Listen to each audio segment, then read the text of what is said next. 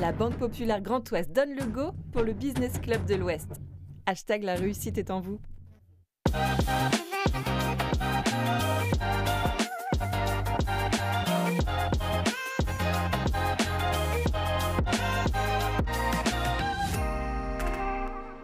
Bonsoir à toutes et tous, soyez les bienvenus pour votre Business Club de l'Ouest en partenariat avec la Banque Populaire Grand Ouest que nous remercions pour son soutien, avec Benoît Cattel, son directeur général. Bonsoir Benoît, nous sommes reçus au cœur du village du Vendée Globe.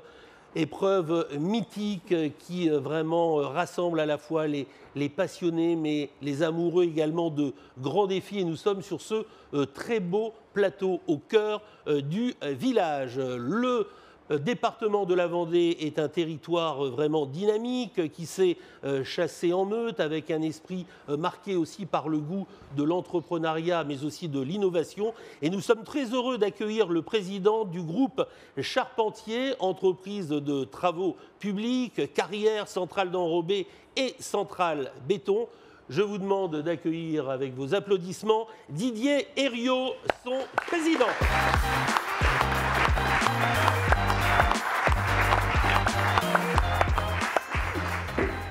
Didier Herriot, grand merci d'avoir accepté cette invitation avec Benoît Cattel. Le groupe Charpentier a été créé en 1980. On va revivre un peu les différentes étapes de cette très très belle histoire. 585 salariés, 11 métiers au total, 138 millions d'euros de chiffre d'affaires et un siège qui se situe à Loie, en Vendée. Mais comme nous sommes au cœur vraiment de ce Vendée Globe pour cette 10e édition qui bat des records, 40 bateaux vont s'élancer. Moi, j'aimerais savoir quelle est peut-être votre image forte au fil des éditions de ce Vendée Globe. Quand on suit un peu le... Bonjour à tous déjà. Oui. Quand on suit un peu le Vendée Globe, les images fortes, il y en a quasiment à chaque édition, donc c'est difficile de faire le tri, mais moi, j'ai été marqué par la victoire de François Gabard, parce que c'était un jeune ingénieur INSA, et je suis issu aussi d'INSA, donc qui a remporté l'épreuve à sa première participation. Desjoyaux, qui a gagné 2 fois, et qui est parti, et une fois qui est revenu au port et qui est reparti après pour gagner l'édition, c'était assez impressionnant. Donc non, que des bons... J'ai aussi fait le départ sur le bateau à 2 occasions. Dont une où c'était assez compliqué parce que la moitié du bateau était malade. Ça devait être pas l'avant-dernière, mais celle d'avant, je crois encore. Donc, oui, mais même les marins, rassurez-vous, ont le mal de mer. Ils le disent moins, mais... Et j'ai vu, on est parti à 11h du Chenal, et on est rentré vers 16h de l'après-midi, et il y en a malheureusement un sur le bateau qui a commencé à vomir dès partant, dès en quittant le Chenal, et il n'a pas vu le jour pendant les 5 heures. Et là, j'étais content de ne pas être malade en mer. Benoît, vous êtes un homme de défi sur ce Vendée Globe. Vous avez très certainement vraiment au moins une question à poser à notre grand témoin sur vraiment ce que représente cette épreuve que l'on appelle l'Everest des mers. Oui, alors la question serait qui va gagner, bien sûr, mais celle-là, c'est peut-être un petit peu compliqué. Qu'est-ce qui a le plus évolué, puisqu'on est maintenant au 10e Vendée Globe, qu'est-ce qui a le plus évolué ces dernières années dans cette course mythique ? La médiatisation, je pense déjà, en grande partie, parce que c'est vrai que plus ça va, plus les éditions sont vues dans le monde entier et suivies par plus de monde. L'engagement, le nombre de skippers engagés, donc 40, là c'est vrai que c'est un record. Le monde sur les pontons, je crois que là, les 15 jours de vacances, je pense qu'on n'a jamais eu autant de monde. L'engouement du public, tout genre. C'est vrai que les enfants, on en a vu encore cet après-midi là, sur le ponton, c'était vraiment marrant de voir les classes là, parce que l'école a repris, donc les classes étaient présentes aujourd'hui. Non, en vrai, franchement, moi j'ai eu l'occasion de venir plusieurs fois avec plusieurs invitations, et c'est vrai qu'à chaque fois, c'est un vrai plaisir de venir sur le village. Alors Didier Herriot, l'histoire du groupe, mot que vous n'aimez pas, un groupe, non, vous allez nous dire pourquoi, remonte à 1981, c'est vraiment le grand lancement. Oui, ça remonte à avant, en fait c'était le grand-père de Hervé Charpentier qui avait une forge à l'origine, donc ça date des années 50. Ensuite, le père, Hervé Charpentier, a pris la forge à la suite de son père, et ils ont développé les travaux agricoles dans les années 70. avec les remembrements. Et en fait, les remembrements ont un peu obligé à changer un peu de voie et se diversifier vers l'être public. Donc on a vraiment, le groupe a vraiment, l'entreprise Charpentier a vraiment passé le cap du travaux public dans les années 81, effectivement, avec la création de la SARL. Et puis ils ont lâché les travaux agricoles en 88 pour se consacrer entièrement aux travaux publics. Et c'est venu par le monde agricole, comme c'est souvent le cas dans les boîtes de TP, ça commence souvent par l'agricole, et ça dérive vers les travaux publics. Donc les remembrements, les ouvrages de bassins, retenue d'eau, voilà. Et petit à petit, on s'est diversifié. Et tout à l'heure, tu évoquais l'idée de 11 métiers. Comment on pourrait les décrire le plus simplement possible dans le temps imparti ? Ça s'est fait un peu par opportunité. Donc là, je parle d'Hervé Charpentier parce que c'est lui qui est aujourd'hui président du conseil de surveillance, donc, et qui a été président du groupe pendant pas mal d'années. Il a arrêté en 2020. Les métiers se sont faits un peu par opportunité. Au début, c'était vraiment les terrassements, donc les travaux publics, VRD. Et puis, on a eu l'occasion, il a eu l'opportunité d'ouvrir la dernière carrière qui s'est ouverte dans le Grand Ouest, donc à la SOCMA, à Saint-Hilaire-le-Vouy. Donc, pour ouvrir une carrière, aujourd'hui, c'est impossible. Déjà, pour avoir l'extension, c'est très compliqué. Mais voilà, donc il a eu l'opportunité d'ouvrir cette dernière carrière. Et donc, ensuite, il a monté une centrale à béton avec un partenaire. Et puis ensuite, il y a eu Atlan-Route, les enrobés. Enfin, voilà, ça s'est fait par opportunité. Et puis, aujourd'hui, on a eu des croissances externes qui sont faites sur des métiers un peu nouveaux. Donc, on a racheté une boîte de gros œuvres il y a 2 ans. On a racheté une boîte de réseau Odéon l'année dernière. Voilà, donc ça se fait souvent par opportunité, par connaissance, avec des dirigeants qui ont souvent la cinquantaine et qui se posent un peu des questions sur la suite, l'évolution de leur entreprise et qui veulent s'adosser à un groupe un peu plus costaud pour continuer d'évoluer, quoi. Votre arrivée dans ce groupe, mot que vous n'aimez pas, c'est en 2001. C'est par le biais d'une filiale. Vous allez occuper le poste de directeur général, puis président depuis 2020. Ce qui peut-être incarne le mieux votre structure, c'est cet ancrage fort territorial. Vous y tenez beaucoup. Vous êtes sur plusieurs départements, le 85, 44, 16 et 17. Ancrage territorial fort. Oui, c'est ce qui nous caractérise et ce qui fait notre force, et j'espère que ça le fera encore pour longtemps. C'est vrai que moi je suis arrivé dans le groupe, alors c'est vrai que c'est un mot qu'on n'aime pas parce que ça fait un peu les gens qui veulent se la péter en disant qu'ils sont un groupe, mais on est un ensemble d'entreprises et voilà, alors on a cherché plein de mots pour essayer de trouver autre chose que groupe, on n'a pas trouvé pour l'instant, mais c'est un ensemble d'entreprises et on essaye que chaque société est très ancrée sur le territoire et c'est pour ça qu'on garde quasiment quand on peut le nom de l'entité, on garde la structure et l'ancrage territorial. Et c'est vrai que moi je suis arrivé par Atlan-Route, donc c'est une des filiales qui a été créée en 2000. Donc Hervé Charpentier avait été associé avec 2 autres entreprises PME vendéennes pour monter une structure d'enrobés, puisqu'avant ils sous-traitaient les enrobés à des entreprises, d'autres entreprises. Et donc ils ont créé l'entreprise en 2000 en achetant un poste d'enrobé et un finisher, pour ceux qui connaissent. Donc c'était un petit peu déjà, il fallait se lancer, ils l'ont fait. Et puis moi je suis arrivé 1 an après l'ouverture, et puis je venais d'un major du TP. Mais je suis vendéen, donc je voulais revenir en Vendée. Donc l'opportunité s'est présentée avec Atlan-Route. Donc je suis arrivé en 2000, effectivement en 2001, et j'ai fait évoluer un peu l'entreprise. Et naturellement, quand Hervé Charpentier s'est posé la question de la suite, une fois qu'il serait arrêté, il avait plusieurs possibilités. Alors effectivement, une des possibilités, c'est de vendre l'entreprise à une entreprise beaucoup plus grosse, parce que pas mal ont tendance à faire, parce que c'est la solution de facilité. On peut partir avec un chèque conséquent et être tranquille pour pas mal d'années. Il avait la possibilité de prendre un directeur général à l'extérieur du groupe, et puis il a choisi la 3e opportunité, c'est-à-dire de prendre quelqu'un qui était dans le sérail. Donc moi j'étais dans une des filiales qui, au fil des années, finalement s'était retrouvée avec un seul actionnaire majoritaire, c'était Charpentier. Et donc il m'a proposé de prendre la direction générale en 2017, et puis ensuite la présidence en 2020 quand il est parti. Donc il a arrêté à 60 ans. Est-ce que l'on sent une forte responsabilité lorsqu'on part un peu d'un groupe familial avec une véritable histoire et que l'on vient la compléter ? Ah oui, c'est clair. Moi d'ailleurs, quand il m'a proposé de prendre la suite, je ne sais pas si c'est au plafond, parce que déjà je ne savais pas s'il y avait les épaules assez solides pour supporter effectivement un groupe, d'être dirigeant d'un groupe tel que celui des Charpentiers. Et puis, moi, j'étais bien aussi où j'étais. J'étais proche du terrain, proche des gars. Voilà, j'avais encore pas mal de choses à faire chez Atlan-Route. Et quand il m'a proposé de prendre la direction générale, au début, j'ai dit, voilà, est-ce que ça va me plaire? Parce qu'on fait moins de terrain, on est moins proche des équipes. Donc j'ai réfléchi un petit peu, j'ai accepté, parce que j'ai dit, bon, si c'est pas moi qui prend la place, ce sera quelqu'un d'autre, et peut-être qu'il n'aura pas les mêmes visions que moi, et peut-être que je m'éclaterai moins dans ma filiale. Donc au bout d'un moment, on se dit, bon, on y va, on se lance, et puis voilà. Donc j'ai pas un parcours, voilà, j'ai pas fait des grandes études dans la gestion, management, ni la comptabilité, donc j'ai plutôt un parcours ingénieur, donc plutôt technique, donc il a fallu apprendre un petit peu les ficelles. Et puis bon, on se fait accompagner, forcément. On a des bons partenaires bancaires, des partenaires financiers. Et on rappelle quand même que l'INSA, l'Institut national des sciences appliquées, est l'une des plus prestigieuses écoles en la matière. Benoît. Quand on agglomère, enfin, on a plusieurs entreprises qui viennent d'horizons très différents. Comment, en tant que manager, vous créez une culture commune? Alors ça, c'est une très bonne question, parce que c'est ce qui est le plus compliqué. Effectivement, les gens qui, comme je disais tout à l'heure, les gens qui vendent leur société, c'est des gens qui sont fiers de leur entreprise, qui sont arrivés à une très belle entreprise, mais ils n'ont pas forcément de succession.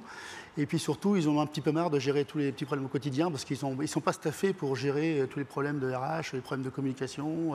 Voilà. Donc en fait, ils ont envie de céder leur entreprise, mais pas n'importe qui, quoi. Donc souvent, on les connaît, ils nous connaissent. Donc c'est ce qui fait que ça rend plus facile l'intégration. Par contre, la difficulté, c'est effectivement que les salariés, ils sont très attachés à leurs dirigeants. Et le dirigeant, s'il vend, c'est aussi pour prendre du recul. Donc l'idée, c'est pas qu'il reste pendant des années. Donc ça veut dire que derrière, il faut qu'on arrive à faire la transition et sans perdre des salariés, parce que la force d'une entreprise aujourd'hui, c'est les salariés, quoi qu'on dise. Donc le risque, c'est qu'à un moment donné, on soit pas à la hauteur des attentes des salariés, ou alors on fait trop de changements par rapport à ce qu'ils avaient avant, et là, on perd tout. C'est-à-dire que la seule richesse qu'on a achetée, finalement, on peut la perdre très vite, quoi. Et donc la grosse difficulté, c'est d'arriver à y aller par petites doses pour mettre en place effectivement une culture de groupe, avec certaines méthodes qui sont les mêmes pour tout le monde, mais tout en gardant un peu le fonctionnement qui existait avant, pour éviter que tout le monde s'en aille. Donc jusqu'à présent, je touche du bois, mais on a réussi à peu près à faire les choses correctement. Mais c'est vraiment un élément très, très important. Ouais. Et vous arrivez à faire en sorte qu'il y ait des salariés de la boîte A qui aillent dans la boîte B, ou c'est quelque chose de compliqué, ou qui n'a pas d'intérêt? Si, mais aujourd'hui, c'est des choses qu'on va travailler. Aujourd'hui, on n'était pas encore là-dessus. On travaillait d'abord le RH par société. Et là, on va commencer maintenant à travailler effectivement sur des passerelles entre sociétés. Parce que plutôt qu'un collaborateur quitte le groupe parce qu'il ne trouve pas chaussure à son pied, l'idéal serait quand même que s'il est plutôt performant, on puisse l'emmener vers une autre filière. Donc là, par contre, on va travailler là-dessus, mais ça passe par mettre en commun les entretiens individuels, et ça, c'est des choses qui ne sont pas toujours faciles à faire. Quand on est 585, il faut qu'on récolte toutes les infos, qu'on les fasse remonter, et qu'ensuite, on essaye de faire les passerelles. Donc c'est un vrai enjeu pour l'avenir. De toute façon, le RH, vous le savez tous, aujourd'hui, c'est ce qui nous mène, et si on ne fait pas ça, on passera à côté de bons collaborateurs, ça c'est sûr. Didier Herriot, parlez-nous un peu de cet esprit vendéen d'un point de vue économique. C'est un modèle tiré par de très grandes structures, maillé par des groupes un peu plus petits, mais tout est représenté, et on entend souvent parler que les entreprises constituent un véritable pack d'entreprises avec une forte solidarité entre elles. C'est ça un peu l'esprit vendéen ?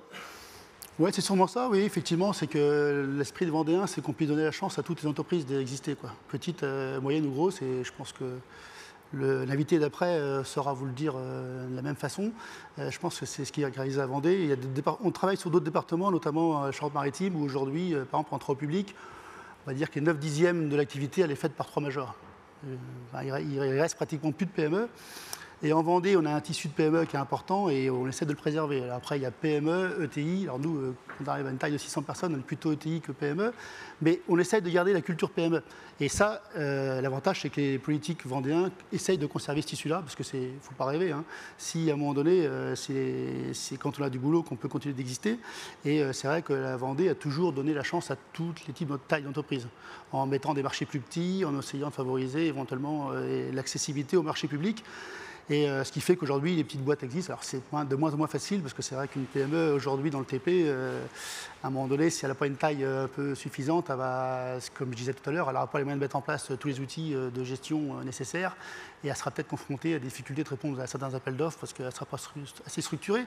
Mais malgré tout, en Vendée, ça reste encore accessible. Il y a des départements où c'est plus compliqué. Sur Nantes Métropole, par exemple, si on veut répondre à un marché, il faut montrer patte blanche, il faut déjà avoir une taille d'entreprise suffisante. Et ce qui fait que ça restreint un peu le nombre de gens qui peuvent répondre. Dans Vendée, on a encore cette chance-là. Et on essaye de travailler effectivement quand on peut avec les Vendéens, partenaires, en prestataires, en sous-traitants, en co-traitants. C'est un peu logique quand même, d'abord, puis c'est l'économie circulaire, il faut travailler avec les proximités, quoi. Donc, Benoît Cattel. Oui, en fait, j'avais deux questions d'ordre stratégique.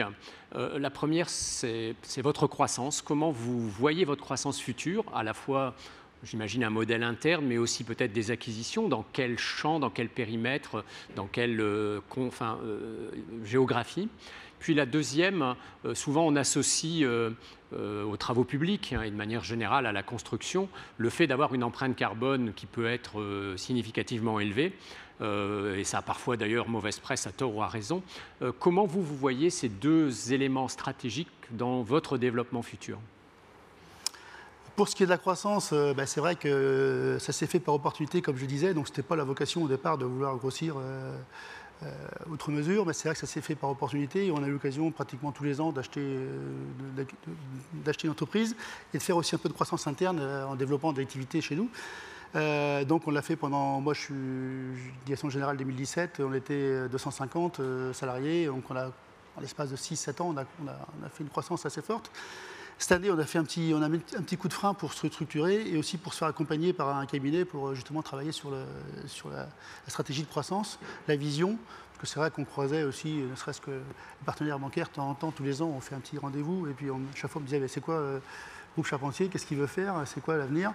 Donc on s'est posé un peu là-dessus. J'ai fait travailler aussi mes directeurs de pôle sur le sujet, parce que je ne suis pas tout seul à décider de l'avenir du groupe. On a posé la question forcément à Hervé Charpentier au conseil de surveillance. Et en fait, on a bossé pendant quelques ateliers sur la vision, valeur, voilà, et puis stratégie de croissance. Donc aujourd'hui, ce qui en est ressorti, c'est qu'on va essayer de continuer à se développer, mais plutôt sur un arc atlantique. D'ailleurs, ce qui a été ma volonté, et c'était ce qui est ressorti des réunions de travail, donc c'est très bien, ça va un peu dans mon sens. Donc on est sur 4 départements, on va peut-être se développer un petit peu sur le 49, le 86 ou le 79. Mais l'idée, c'est de pas d'aller à l'autre bout de la France pour l'instant, c'est de rester toujours sur une activité sur le grand arc atlantique, parce que moi je pense que c'est l'avenir avec le réchauffement climatique, les gens n'iront plus dans le sud, ils viendront chez nous. Et puis, on est pas mal placé, on a quand même encore pas mal d'atouts à défendre. Donc, moi, je suis plutôt sur cette stratégie-là. Donc, on est parti là-dessus. Donc, dans une stratégie à 10 ans, on va plutôt rester effectivement sur les départements limitrophes. Et puis, donc, on l'a structuré avec un CODIR, un COBOP, enfin voilà, pour avoir une gouvernance qui soit à l'écoute aussi des directeurs en place et des gens en place pour faire leur remontée des infos. Donc, cette année, c'est ce qu'on a fait. Voilà, on a mis en place les outils et maintenant, on va pouvoir continuer à évoluer. On évolue, c'est pas pour être plus gros que le voisin, c'est surtout parce qu'à un moment donné, la taille critique fait qu'on peut se structurer avec des services complémentaires qui sont en interne et d'un coup on peut être un peu plus fort et pertinent sur tout ce qui est effectivement les impacts RSE, communication digitale, etc. Donc plus on grossit, plus on peut se structurer. Donc c'est un peu pour ça qu'on le fait. Voilà. Et pour ce qui concerne les métiers d'avenir avec l'environnement, c'est une question stratégique. Pour ça, on se l'est effectivement posé aussi. Les enrobés, il y a un peu de greenbashing sur le métier. Donc nous, on a 2 centrales d'enrobés. On applique 200 000 tonnes d'enrobés par an. Donc forcément que ça nous impacte et ça nous questionne sur la suite. Mais on reste persuadé que pour l'instant, il n'y a pas d'équivalence aux enrobés et qu'on a beau faire des pistes cyclables en sable, etc. Au bout d'un moment, ça ne dure pas. L'herbe pousse, c'est plus praticable par des trottinettes, par des patins à roulettes. Donc on va revenir sur des revêtements qui tiennent. Alors ce sera peut-être des revêtements de couleur, peut-être des revêtements moins impactants visuellement, mais je pense que l'enrobé a encore de beaux jours devant lui. Et puis moi je me dis que tant qu'il y aura des beaux jours pour l'enrobé, ce sera nous, puisqu'on est des professionnels, on est des experts. Donc tant qu'il y aura des enrobés à faire, ce sera en route et le groupe Charpentier seront dedans. Pour les bétons, c'est pareil. Voilà, donc nos métiers, on va essayer de les emmener le plus loin possible, tout en travaillant sur la suite. Et notre stratégie, c'est plutôt d'avoir une offre globale, 360, C'est là-dessus qu'on va travailler, on commence à bosser dessus. C'est-à-dire que le client va nous demander un projet, on va emmener tout pratiquement depuis la maîtrise d'œuvre, peut-être maîtrise d'ouvrage pour accompagner le client, maîtrise d'œuvre, le suivi de travaux, la démolition, la dépollution, désamiantage, le VRD, le gros œuvre, peut-être le second œuvre, les VRD pour finir et ensuite peut-être le suivi de l'ouvrage. Parce que je pense qu'aujourd'hui, le client, il veut l'offre clé en main. On va de plus en plus tendre vers ça. Peut-être avec l'accompagnement financier aussi, je ne sais pas encore, mais c'est les sujets sur lesquels on travaille. Et puis les techniques nouvelles, les enrobés tièdes, les enrobés froids, les recyclés dans les bétons, enfin voilà, on reste pas forcément, on reste attentif à toutes les techniques innovantes. On a fait un forum la semaine dernière avec la Fédération des travaux publics région ici, Vendée Globe. On a essayé d'inviter pas mal d'élus, des maires ou des directeurs de services techniques pour leur expliquer un peu qu'on était prêts. Nous, on est prêts. Dans le TP, on est prêts à accompagner la transition écologique. Après, c'est souvent, il n'y a pas beaucoup d'élus peut-être ici, mais c'est souvent, ça coince au niveau des compétences de ceux qui donnent l'ordre, qui n'ont pas encore pris la mesure et qui n'ont pas adapté les marchés à ce qu'on est capable de faire aujourd'hui. Donc souvent, nous, on est prêts et en fait, on est freiné par les appels d'offres qui ne sont pas encore adaptés. Didier Herriot, il vous reste 5 minutes dans votre Business Club de l'Ouest. Une question qui interroge, interpelle, inquiète souvent les dirigeants d'entreprise, c'est cette grande difficulté à loger les salariés. Le département de la Vendée a une forte capacité d'attractivité. Beaucoup de personnes veulent bénéficier de cette façade atlantique. C'est un problème souvent pour vous, pour recruter et pouvoir proposer des logements? Oui, c'est un vrai problème. Ouais. C'est un vrai problème parce que nous, on a des métiers qui ne sont pas toujours très attirants. Donc parfois, on est obligé de prendre la main-d'œuvre qui n'est pas forcément vendéenne parce qu'il y a certains secteurs où il n'y a plus de main-d'œuvre du tout. Les herbiers, par exemple, avec un taux de chômage à 4-5%, il ne faut pas rêver, c'est le plein emploi. Il y a d'autres secteurs en Vendée, ça commence à être le cas. Donc on est obligé d'avoir de la main-d'œuvre qui vient un peu d'ailleurs pour des métiers basiques. Et aujourd'hui, on a du mal parce qu'il faut les loger. Et les loyers sont assez chers. Et parfois, moi j'ai connu des salariés qui dormaient dans leur voiture. Donc c'est pas très satisfaisant. D'autres qu'on a essayé d'accompagner pour les loger sur les solutions de camping et autres. Mais c'est vrai qu'il y a une vraie pénurie de logements et c'est compliqué. Alors on a voulu, nous, dans le groupe, essayer d'investir sur quelques logements pour dire qu'on allait faciliter l'accès à des gens pour qu'ils puissent venir, éventuellement sans conjoint dans un premier temps. Mais en fait, on se rend compte que même ce qu'on fait, c'est trop cher, quoi. Donc il faut des loyers vraiment aidés, quoi. Sinon ça ne passe pas pour ceux qui veulent arriver chez nous sur des bas salaires, quoi. Benoît, question. Et même si j'ai personne au SMIC, on essaie de valoriser tant que faire se peut les salaires, mais malgré tout, on ne peut pas. Pratiquement la dernière question, réponse rapide. Sera double mais très rapide. Si vous me conseillez de voir une des plus belles réalisations que vous avez fait, où est-ce que vous m'envoyez? Et la deuxième, dans l'ensemble de vos métiers, quel est celui qui a votre préférence? Je ne vais pas la poser celle-là. Bon, répondez qu'à la première, sinon... Non, des beaux ouvrages. Mais alors, par exemple, en ce moment, on fait les deux plus gros chantiers, je pense, privés de Vendée. On fait Charpente-Fournier au Poiré. Donc c'est un bâtiment qui fait... Alors nous, on ne fait que le VRD, mais c'est un beau projet, un bâtiment qui fait 450 mètres de long. Donc c'est le groupe Soprema qui investit. Les Charpente-Fournier existaient déjà au Poiré, mais là, ils sont en train de faire un bâtiment tout neuf. Je pense que fini, ça vaudra le coup. C'est un budget à 45 millions d'euros, l'opération complète. Donc 15 millions pour la partie bâtiment et réseau et voirie, et puis 30 millions pour le process, donc les mêlés-collés. Donc on est en train de faire les VRD et on fait aussi VST à Chavagne, donc une grosse plateforme logistique. On suit beaucoup les coopératives sur leurs gros travaux. Donc après on fait des 2x2, mais on fait aussi du particulier, donc avec Idéalé. Donc on fait du chantier on va dire à 500 €, des réfections de tranchées pour les bottes de réseau, et on fait aussi des très gros chantiers. Donc c'est un peu notre force, et c'est ce qu'on veut conserver. Et mes métiers que j'aime, tous. Béton, enrobé. Alors c'est vrai qu'au début j'étais plutôt enrobé, maintenant j'ai appris les carrières. Les carrières, c'est un monde aussi très, très particulier. Ça paraît très simple de casser du caillou, mais en fait compte, on a des contraintes environnementales qui sont très très fortes, et on a les plus gros suivis, poussière, eau, bruit, nuisance, c'est les carrières, et on a vraiment beaucoup de temps passé, et on s'en occupe. Le mot de la fin, on dit souvent, lorsque le bâtiment va, tout va. C'est également le cas avec le BTP? Oui. Bon, alors c'est vrai que là aujourd'hui on est un peu moins impacté que le bâtiment pour l'instant. Donc le TP, on a plutôt une activité qui est encore à peu près correcte. On est un petit peu, pas inquiet, mais on va être vigilant pour 2025, parce qu'il faut quand même faire attention. Moi, j'étais président de la Fédération métropolitaine de Vendée, donc j'essaye toujours d'avoir un discours positif et on a la chance d'avoir un département dynamique. Donc quand le public est un peu en retrait, il y a le privé qui est là pour compenser. Donc moi, je reste assez optimiste, mais bon, il faut être vigilant, il faut faire attention, il ne faut pas faire n'importe quoi. Et surtout, il faut éviter de prendre des impayés et des dépôts de bilan. Donc c'est la grosse vigilance, c'est de faire attention à qui on travaille. En tout cas, nous avons été vraiment très heureux de vous accueillir pour votre Business Club de l'Ouest. On peut vraiment vous remercier et vous applaudir. Merci à vous, Didier Herriot, président du groupe Charpentier, en plein cœur du village de cette 10e édition du Vendée Globe. Merci à toutes et à tous.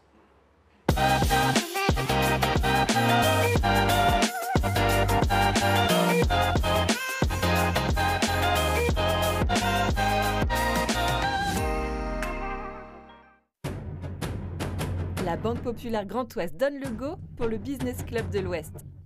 #la réussite est en vous.